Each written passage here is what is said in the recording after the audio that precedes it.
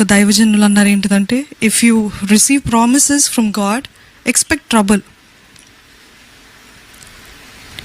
ఫనీగా ఉందండి. If God promises you something expect trouble. ఎందుకంటే దేవుడు అంట ఇప్పుడు వాగ్దానాలు ఇచ్చేది అన్నీ బాగుంటే దేవుడు వాగ్దానాలు ఇవ్వడు, కానీ ఇదిగో నీకు ఇది జరగబోతుంది కానీ నేను నీతో ఉన్నాను అని చెప్తున్నా, అదే నీ వాగ్దానం అని అంటున్నాడు దేవుడు.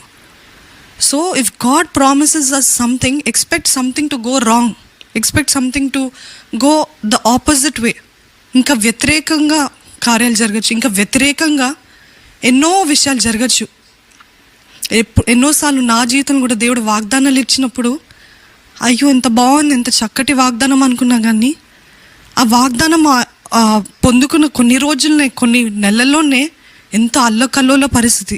అప్పుడు తిరిగి మళ్ళీ వెంటనే వెళ్ళి ఆ వాగ్దానాలను చూసి, ఆ వాగ్దానాలను చదివి, ఓ ఇందుక దేవా నువ్వు ఇటువంటి వాగ్దానం ఇచ్చావు, ఓ ఈ సమయం కోసం నువ్వు ఇటువంటి వాగ్దానం ఇచ్చావు.